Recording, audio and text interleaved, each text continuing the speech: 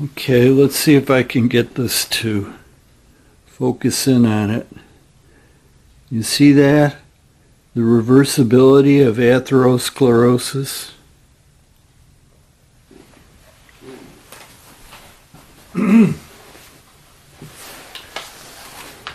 What an amazing title. I'm Thomas Barnard, and this will be a report on the reversibility of atherosclerosis. I'm going to talk about the 5 papers that he wrote from 1953 to 1957.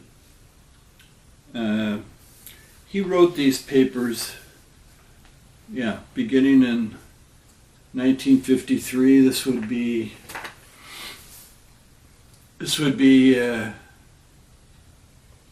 right around the Korean War, and interestingly enough, 300 autopsies were performed on dead soldiers, average age 22, during the war. And they found that of these 300 autopsies, 77% showed atherosclerosis. That is to say, heart disease. And this paper is about the reversibility, really, of heart disease. And it's an amazing title. I found it as a footnote in another paper. I saw G.C. Willis and Canadian something or other, abbreviated, page number, volume number, date. No title. Didn't know the title till the library got me the article and I saw it. And I thought, wow, what an amazing title. What a bold title. So what do we know about Dr. George Christopher Willis? Well, he was born in China in 1923. He was raised in Shanghai by missionary parents. He became an internist. He became a doctor in internal medicine, and he had a specialty in tropical medicine. And so he was at Montreal General Hospital for the period that he wrote these papers. And then he went to Singapore General Hospital. Then he went to Borneo for 8 years and helped to build a hospital in a remote area. So he was also a missionary like his parents. From there he goes back to Canada, and he's back at Montreal General in the emergency room. And then he goes to Japan as a professor, Ethiopia as a professor, then back to Canada, works for a while, and then he retires. And I may have left something out. This guy had a long and varied career, distinguished career. And somehow he found time to write these papers. If he started in 1953, and he was born in 23, so he would have been 30 years old, maybe 35 when he finished writing these papers and went to Singapore.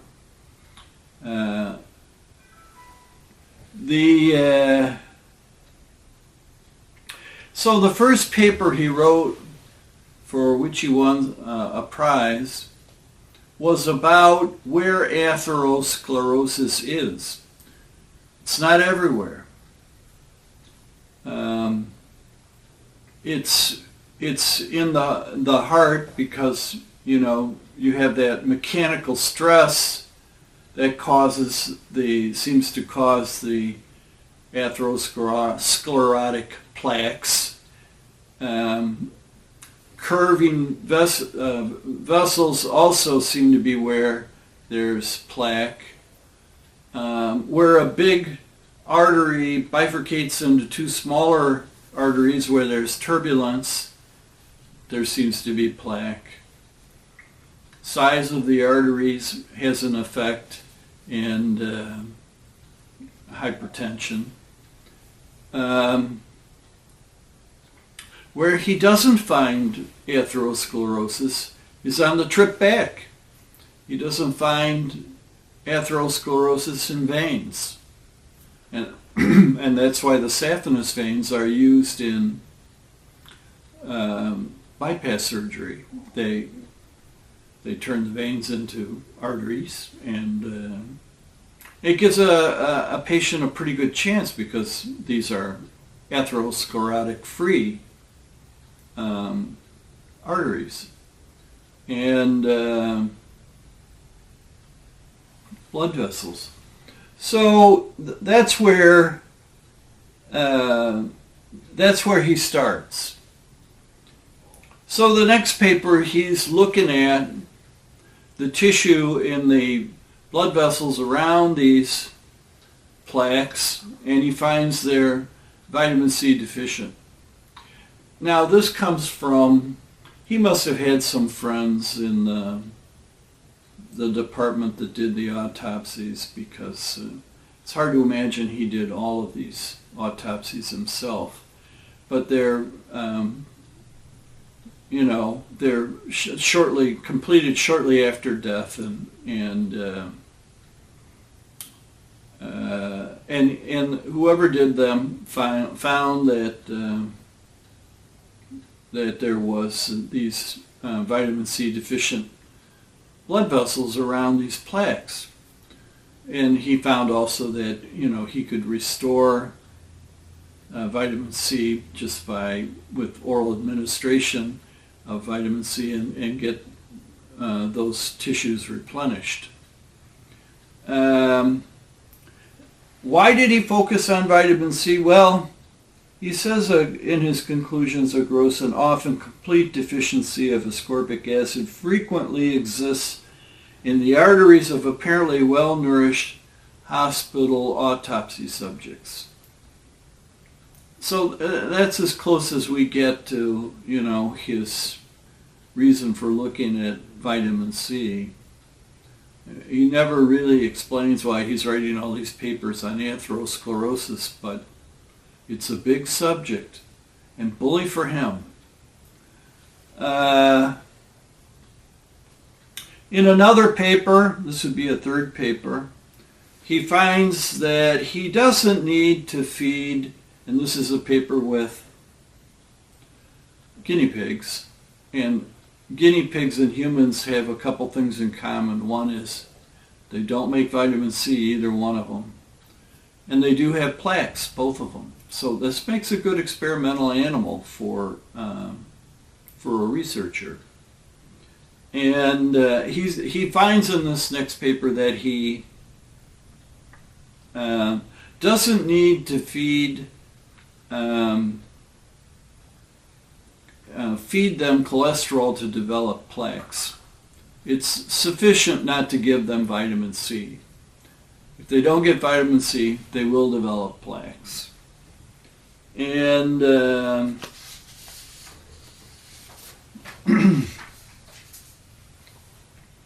and so, he finally writes this paper, the reversibility of atherosclerosis. So this is a paper about guinea pigs, so don't get too excited. But they make a good experimental animal, and I explained why that is. They mimic our cardiovascular situation. So what does he find in this study of guinea pigs? He finds that if he gives them vitamin C for 42 days, plus the standard diet, which doesn't include vitamin C. But these animals are getting vitamin C, 42 days, no atherosclerosis, which is an amazing finding right there.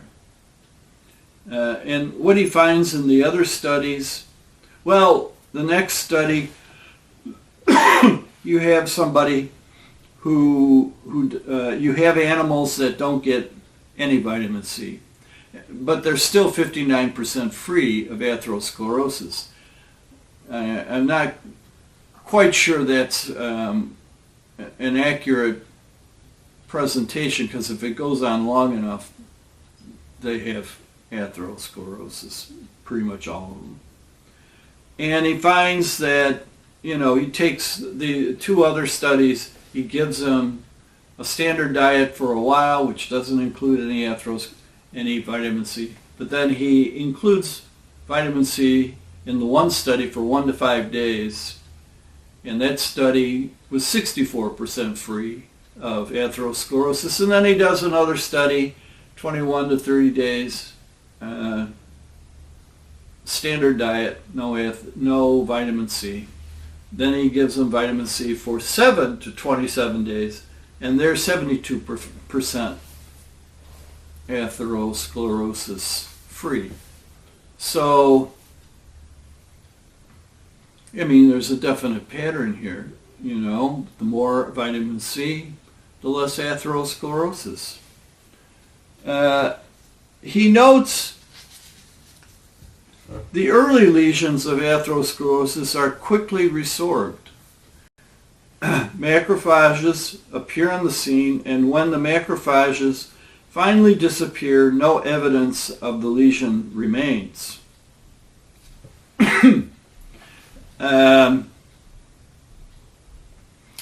Macrophages are amoeba-like white blood cells that appear ghostly on these slides, and maybe macrophage sounds almost like a ghostly term. But, in these early lesions, bam, they're gone. And the advanced lesions are considerably more resistant to reversal, apparently because the islands of lipid whose only contact with the resorbing process is at the surface.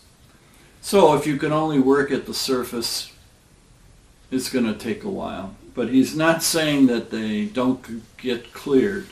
They probably do. So then he says the reversibility of human atherosclerosis is, of course, a vital issue. So what does he do? He refers back to another paper that he wrote that I haven't mentioned, and so that would be 5 papers altogether. And in that paper, he does a study of human subjects. Now these human subjects, they got to all be patients of Montreal General Hospital. They have to be, because they're all sick. They all have, diabetes, severe peripheral atherosclerosis, angina pectoris, more diabetes. These are all patients. They're older patients. 56 is the youngest, 77 is the oldest. So these are 16 people that he's looking at. 6 of them he treats as controls, and they don't get any vitamin C, and their situation stays the same, but actually in 3 out of the 6 they see their plaques grow bigger. Now what happens in the 10 experimental? And what is the experiment? Well, he gives them 500 milligrams of vitamin C 3 times a day. And he does that because vitamin C is water soluble, and it's going to leave the system when you urinate. So that'd be so then you would be without, because vitamin C doesn't store. So what happens? So 1,500 milligrams altogether. We're clear about that. And what does he find? Well, 3 of them actually see their plaques grow bigger. 1 sees its plaque stay the same, and 6 get smaller plaques. Their plaques become smaller. They don't disappear, but they become smaller. And he concludes by saying that the process of reversal of atherosclerosis in humans would be along the lines of the guinea pig study. That's what he expects. So, that's an amazing result. In 1957, already he knows that if you don't get vitamin C, you're going to develop atherosclerosis. And he knows that vitamin C pretty much is going to take care of that.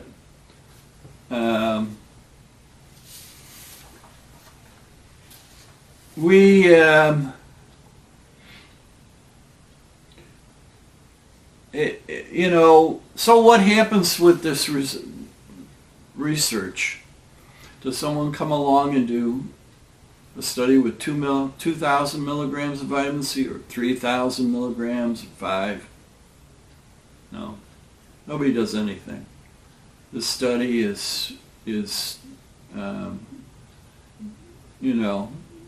goes along, and it's a dead study until Linus Pauling and his partner Matthias Rath look at these studies, and you can tell from the language of Linus Pauling's talk at Stanford, where he's talking about mechanical stress and he's talking about turbulence and so on. You can see that he's read these papers, and pretty closely, I would say.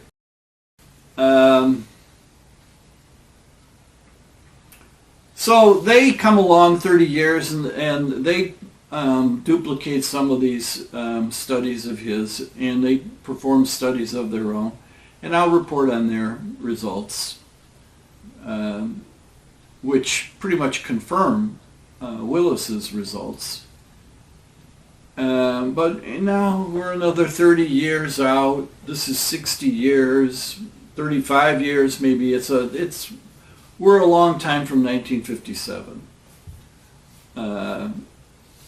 And not really much has been done with this remarkable research. I was told by that people who become doctors are great memorizers. And if there are any potential doctors that aren't great memorizers, they're shaken loose from the program when they take organic chemistry, because that's a huge memory task. And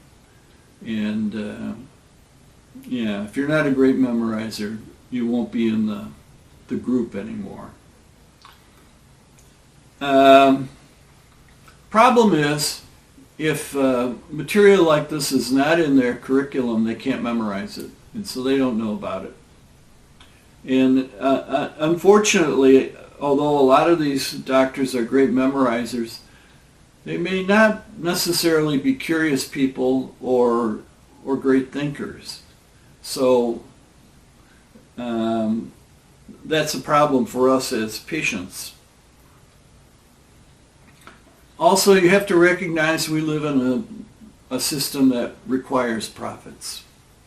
I'm not necessarily against profits, but there are limitations with that kind of a system.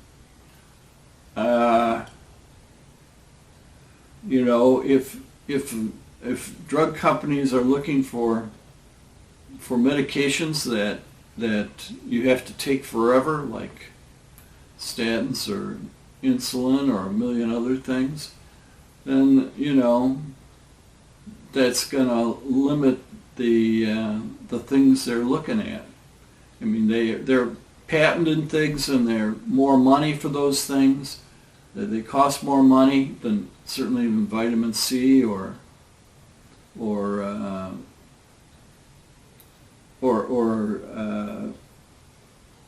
maybe amino acids. I don't have a solution for the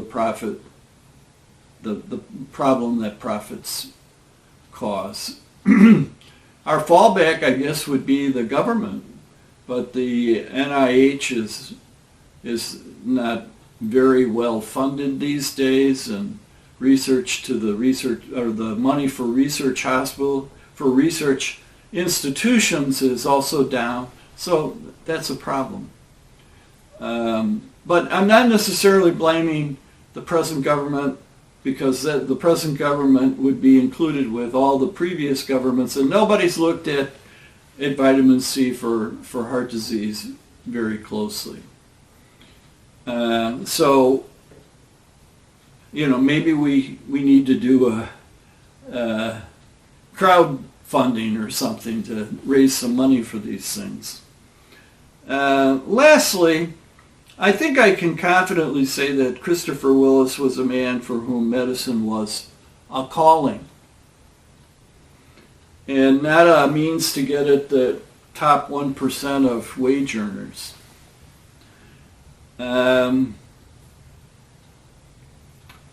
Vitamin C's much less than heart surgery and the various scripts written by doctors. And it seems that if potential doctors would take Dr. Willis as a model and saw medicine as a calling, that, together with the new technologies like AI, that might be a means to provide more medical care, better medical care, and for less money. And that would be a blessing. So thanks for listening.